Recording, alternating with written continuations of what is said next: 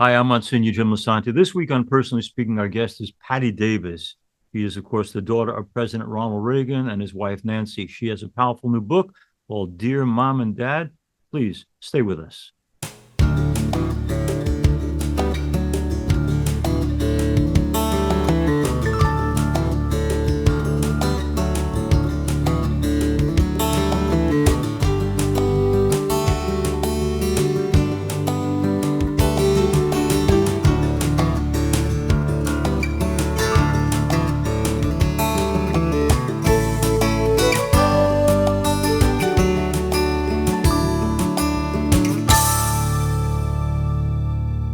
Hello and welcome to Personally Speaking. I'm your host, Monsignor Jim Lisante, and author Patti Davis joins me now. Patti is the daughter and child of Ronald and Nancy Reagan. She has written a number of books, including The Long Goodbye, which dealt with the former president's battle with Alzheimer's disease. Patti's latest book is called Dear Mom and Dad. The subtitle is A Letter About Family, Memory, and the America We Once Knew. The book takes the form of a moving written letter to her parents and examines the private reality behind the couple's public image that only she knew as their daughter. In Dear Mom and Dad, Patti Davis provides a later life look and reconsideration of her parents' lives as people who were shaped by their own early lives. Patti's here with us to talk today about her life, her family, her faith, and her latest book, and how she came to better understand her parents. Joining me now, I'm so pleased to welcome to Personally Speaking, Patti Davis. The book we're talking about is called Dear Mom and Dad, and Patti Davis has written a beautiful memoir about her mom and dad. And let me just start by saying, for all our listeners and viewers, a very, very inviting read, something I couldn't put down, which I do not say often about the books written by our guests, Oh, but good. it really was interesting. And I just wondered, at what point in your life, Patti, did you realize that while you came from two people who obviously were into media and communications, but that you had the particular gift to communicate in a very, very effective way? When did you know that about yourself? Well, I mean, I don't know that I still have that confidence. I have some of it, but I have my insecurities. But I always wanted to be a writer. I mean, that's from the time I was a child. That's just all I wanted to do.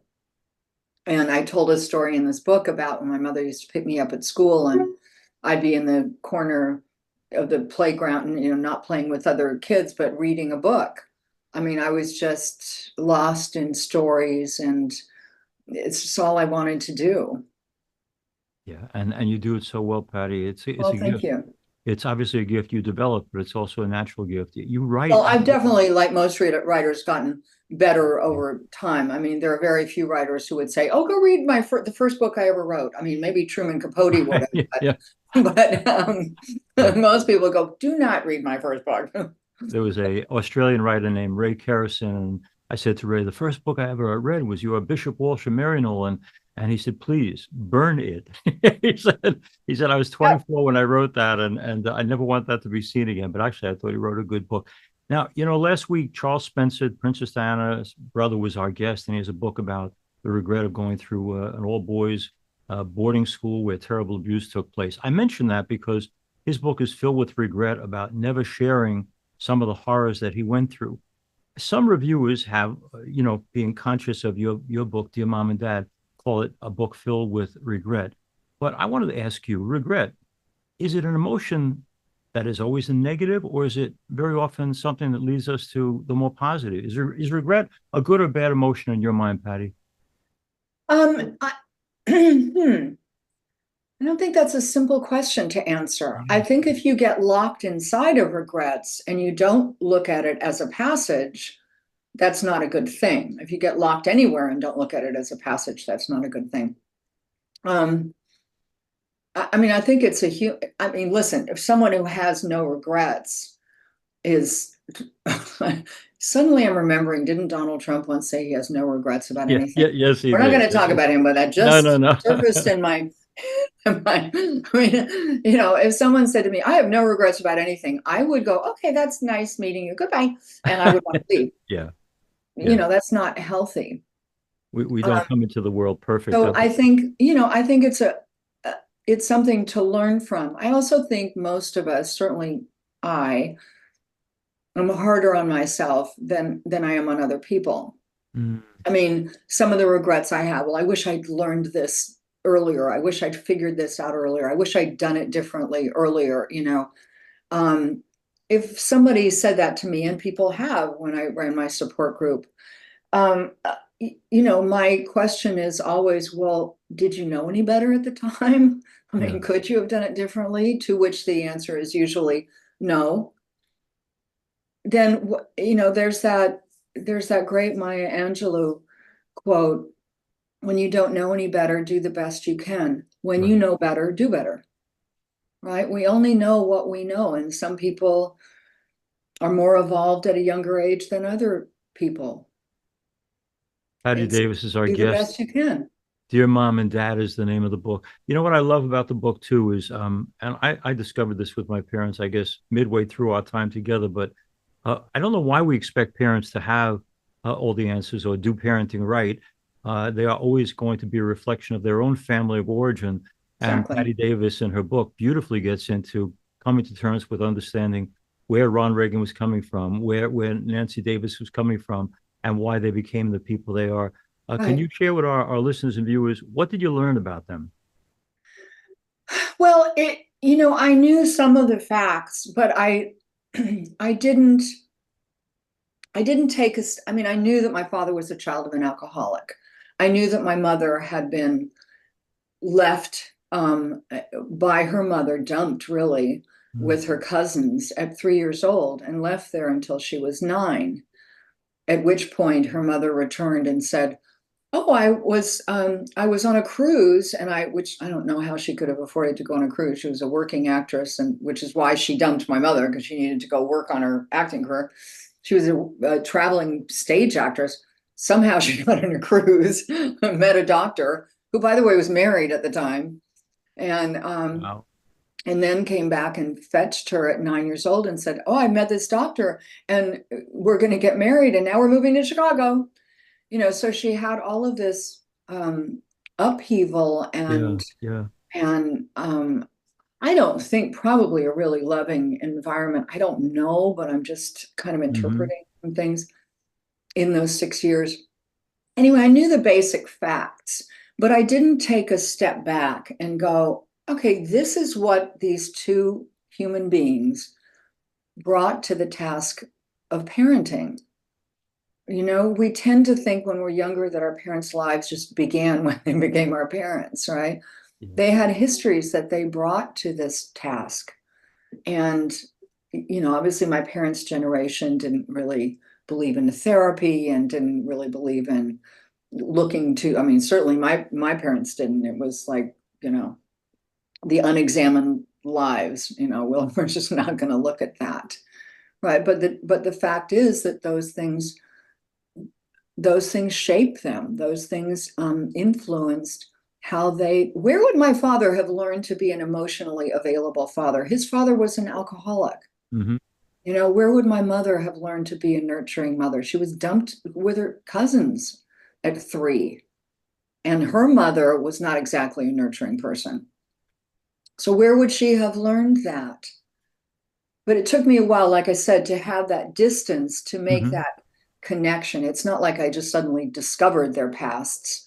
I just was willing to look past my own wounds, my own victimization, all of that, my own personal experiences, which I think is really what it takes. You go, okay, you know, I've done the victim thing, I've been done the wounded girl thing. Let me put that aside and look through a broader lens at this whole dynamic. That's really what this book is about. Patti Davis, in her book, Dear Mom and Dad, also gets into something that hit home for a lot of us in the church, in that we've come to terms over the past 30 years with all the hidden abuses that have come to light and all the damage done, lifelong damage to people because they were inappropriately touched. And Patty gets into the inappropriateness of her grandmother's relationship with her. Uh, in the book, you're writing to mom and dad, and you're saying, "Mom, you know, you might not have believed this back then, but this is what happened." I mention that because was there ever an opening where you might have said to mom, Listen, to better understand me, you have to understand the dynamic of my relationship with your mother and how it corrupted some pretty special times in my life. Was there ever a time when you came close to being able to share what so many young people bury because of being not believed or being Yeah. ashamed or thinking they'll get in trouble? Did you go through a process of saying, maybe I can share with mom? Never. Never. I never, ever would have said something to her. Wow. Ever. I mean, she would have, I don't know, she would have like called up a hitman and taken out or something. It would have been, it would not have been good. I mean, she would have called me a lot. It would have been just like nuclear war, you know. Wow. Yeah. But the interesting thing is when I was writing about, and this is the first time I've ever really told anyone about it. I mean, I never told when I've been in therapy, I never told a therapist about it. I never told, when I was married, I didn't tell my husband. I've never told people I've been in a relationship with. I've never told anybody. My parents are gone now. I'm writing this book, and I thought, you know what? It's time to, and for all the reasons that you mentioned, it's embarrassing, it's shameful. Plus, I never would have said anything while my mother was still alive. Um, but it was in the process of writing this that I thought, okay, her mother, Edith Davis, came back and fetched her at 9 years old. That's right at the beginning of, that's getting into puberty. Um, it's hard for me to believe that I'm the only one whose breasts she grabbed and who she Hmm. touched inappropriately. So I think there's a very good chance she did the same thing to my mother, which my mother would completely have blocked out Right. Right. and redacted and denied and all of that. Patti Davis in her book also talks about the fact it's funny you said that your mother would have gone nuclear because there's great writing in there about Patti's anti-nuclear activities and the wonderful work she did in reminding of the world about the danger of nuclear weapons. I mention that because another humble thing that you do in the book that I love because I think it goes to a problem we all have with taking on our parents when they have a different point of view as you say, looking back, instead of leading a demonstration of thousands of people against nuclear weapons, maybe I might have accomplished more by just sitting down with dad and trying to reason with him without going public. Do you have any insights for us who disagree occasionally with our parents on what's the best and worst way to try to bring them to see the point of view we have? Well, I think um, if I could do it over again, it's not that I wouldn't go public because I did have a spotlight on me and I believed very strongly in that. And I just would have gone public differently. I Mm-hmm. wouldn't have gone to demonstrations. I wouldn't have been as strident as I was. I would have maybe done interviews about it, written op-eds or something like that. I would have Right. made my voice heard because I. had a voice. Mm-hmm. Um, I think the determining factor is how we do things. If we approach someone as, listen, I really want to listen to what you have to say, but I'd like you to listen to me too. Can we Wow. try that? Yeah. That's a much more productive way of approaching another person than, well, you're just wrong, you're just, I mean, I just disagree and you're wrong. And I don't even understand why you think that. Yeah. Um, so, or rolling our eyes and making it clear that we're really not listening, you Mm-hmm. know. And listen, it doesn't always work, but I think on some level that other person senses that we are attempting to have some kind of open road there. And I think if you approach the other person with curiosity, Mm-hmm. like, well, why do you have this opinion? Why do you feel like this? What's behind that? People are deeper than their opinions. Yeah. Right. Those Right. opinions came from something. They didn't just Yeah. spring full blown out of the head of Zeus. They came from something. So, I think it's just a more gentle way of approaching that rather Mm-hmm. than here we are, we're going to confront each other. Yeah. You talk in the book, Patti Davis is our guest, Dear Mom and Dad is the book. You talk about even dad's whole strong anti-communism inclination. Where did that come from? And And I'm thinking it would have been an interesting thing. I heard him speak back in 1976 at an anti-communism thing. Like, where does it come from in him to believe that this thing is so inherently dangerous that we can't even allow communists to speak or have a public role in America? But there was another thing in the book I wanted to ask you about, Patty. It's not just this book for our listeners and viewers about Patty's relationship with mom and dad and their relationship with each other, but it also gets into time and time again the sometimes unproductive relationship between two brothers and two sisters. And I mention that because for me, a striking part of the book was when your dad is shot, and you meet in the airport with siblings, and you and Maureen don't even say hello to each other, Yeah. and or when you say with the Secret Service among themselves saying, these kids don't seem to stay in a lot of touch with each other. Why, if how do I put this nicely? Why, if we had a common difficulty with mom and dad because they weren't the best parents to anyone, why doesn't that bond the children to be even more inclined to communicate? Well, I think my mother, I mean, I have to be honest in my answer. My mother did a very good job of fracturing this family, Mm, and I think it was from her insecurity, and it was like, if I keep everybody apart, then it gives her more power, sort of more control. I mean, that's sort of my armchair analysis of that. But she yeah, did a very good job of keeping Michael and Maureen, it was, as I wrote about in here, it was emphasized to me they were my half siblings, right, right? right, With the yeah, emphasis on half. right. I mean, I didn't use that if I referred to them in any way, but it got in there, it made an impact. As So, as yeah, go ahead. I think if that's done in a family, particularly early on, I've I used in the book the biblical reference of building a house on sand Right. versus building a house on stone. And if you build a house on sand, the Bible says the winds come, the storms come, and the house will fall, and mighty is the fall. So, you try years later to build these relationships, but you're building a house on sand. Families are built from the foundation up, and if there's no foundation there, what are you building on? Yeah.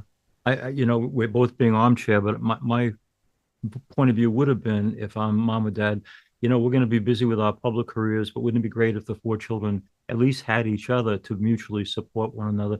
You just mentioned the Bible, so for this priest, it's a natural segue. When you were growing up, what was the faith journey like? And in so many of your writings, not just this book, it's so clear that the deeply spiritual is in you, Patty. So Mhm. where were you and where have you come to? Well, I was raised going to the Presbyterian church, Hmm. going, starting at Sunday school Right. um, and then attending services as I got older. But my faith sort of became an amalgam of Eastern influences, the idea of karma and past lives and things like that. So I think that my faith is sort of a combination of all of Hmm. that. Okay. But as I wrote in this book, Jesus was a pivotal figure for me from an early age, to the point that I think because my father talked about him a lot, Mm, and my father would say things like, when the world is really on the brink of disaster, that's when Jesus is going to come back. And I got it. And by the way, if that's true, I think he's late. But anyway, that's just an aside. right. Like, where are Yeah. you? But I got it in my head that when he came back, he was going to come back to be my boyfriend. And Mm, my father was very nice about it. He said, "Well, he's going to be very busy, He's got a world to save."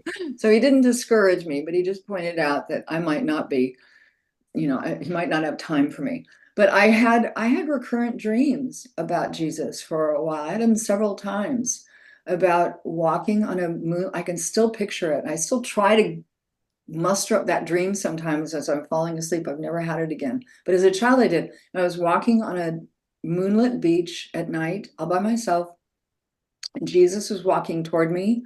And we sat down on the sand and talked. I think I did most of the talking. I told him about my grandmother and, other things that I was Wow. feeling. And then we got up and he walked away and I walked away. Wow. That's a beautiful Yeah. encounter. Yeah. And he likes to listen, I hear. So I'm glad he listened to you, Yeah. Patty. That's I think I chattered a lot in my dream. you know, one of the things that you say in the book is Dear Mom and Dad, this is Patti Davis we're talking to. One of the things you say that saddened me because I know it's true and for people who go into politics, but you talked about the day your dad's elected and you said politics, my enemy, because of the way in which it would come between you and your dad. We had on not too long ago the now out of politics former Vice President Mike Pence, and he's written a book called Go Home for Dinner. And his basic point of view was I never wanted to be caught up in being pulled from my family by anything political. So family was everything as it had to be. But you sound from in the book like politics can be the enemy of family life and can be the enemy of building family. Do you think it's possible, Patty, to get into public life and still have what we would call a normal or healthy family life? Sure. I mean, I think the Obamas have demonstrated that. And, I think politics was one element that pulled us apart. Mm, But to be honest, I think if my parents were the people that they were, no matter what the occupation was of my family, I think the dynamic would still have been the same because, like we were talking about, they brought their personal histories mhm. to parenting, right? So, politics was one more wedge in there. And certainly in terms of my father, I thought, well, politics is taking him away. America is taking him away. And as I've said, numerous times, I had this sibling rivalry with America. But the truth of the matter is, my father was a very elusive man. I mean, he had that reserve, he had that distance, which is very typical of children of alcoholic. It's a self-protective thing. You say in another place that your dad said to you, basically, it's a thing I've always believed that, God has a plan for every one of us and nobody's here by accident. At this point Mhm. in your life, because we're not kids anymore, we're not ancient, but we're not kids. Have you figured out this is the reason God made Patti Davis? This is what God had in mind. I found the path. I know what I'm supposed to do. I get it. I know why I'm here. I think I still ask the question. I think it's good to always ask the question.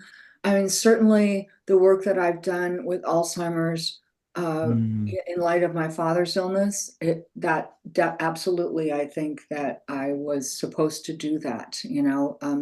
Creating and starting a support group, which I ran for 6 years. And the writing that I've done on Alzheimer's and the ways in which I still, even though I'm not actually running my support group anymore, a friend just texted me today and said, I need to call you later. I think my stepmother has dementia. I need to ask you some questions. So, um, I have informed myself about the disease and have set myself on a course to try to help other people, other caregivers. So that definitely I think is, and also I think as a writer, communicating with people um, and hopefully touching them in whatever ways I can, I think is a reason that I'm here.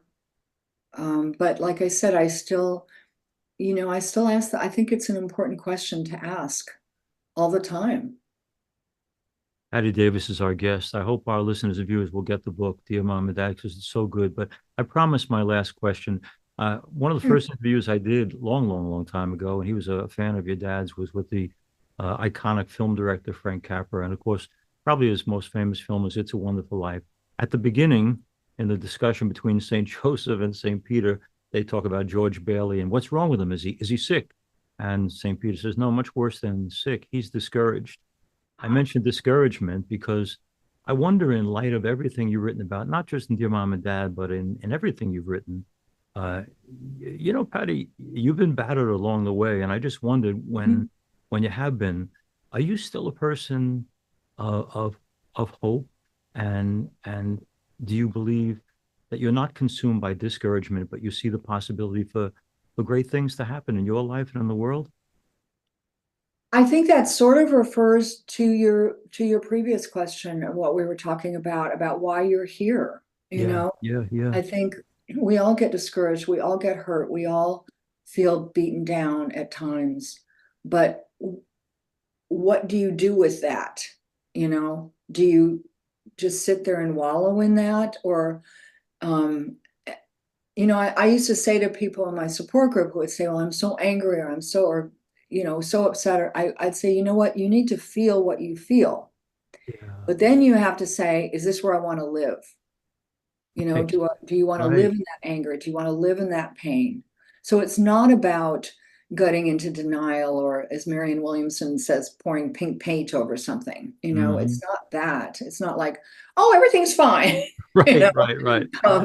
that's in the category of someone saying they have no regrets. If someone says, oh, no, nothing's wrong, everything's fine, Yeah. everything's not always fine, and you need to feel that. But then you need to go, okay, then what's the way through this? And more importantly, what can I learn from this? Mm. Right? What can I learn from my discouragement? What can I learn by, if something happens to you, or somebody says something to you that hurts you so badly? What did they touch in me that made that hurt badly?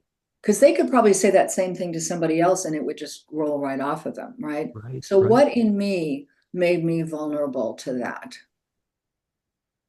I want to thank Patti Davis for being with us. This is the third book of Patti's that I've read. She's an incredible writer and communicator. And Patti goes the road, which is always precarious and risky, of self-revelation, and through self-revelation, help all of us to better understand why we think and feel as we do, and what's the road to healing, what's the road to being whole, what's the road to finding out what is God's plan or meaning for me in my life. It's a Mhm. daring and courageous way to write, Patti, but you do it so well. And it Oh, really helps all of us, I think, to read, because it's not just your story. It's a story that touches all of our lives. So thank yeah. you for your ability to communicate and your Oh, willingness to be open and vulnerable. You're an amazing talent and gifted person. And I hope my listeners and viewers will get hold of Dear Mom and Dad, because it's so worth the read. And Patti, thank you for all you do. thank you so much. I really enjoyed this. Thank Yeah, you. this was good. As we end today's program, I want to thank you all for being with us. If you need to reach me, you can do that at personallyspeakingpodcast@gmail.com. We're also, you're probably listening to this on Sirius XM, the Catholic channel, but if you want to watch the program, we're on YouTube. You can search under Personally Speaking with Monsignor Jim Lisante. Privileged to serve as host and executive producer of Personally Speaking. Our producer is Lisa Jandovitz. Thanks so much for joining us. We'll be with you again next time on Personally Speaking.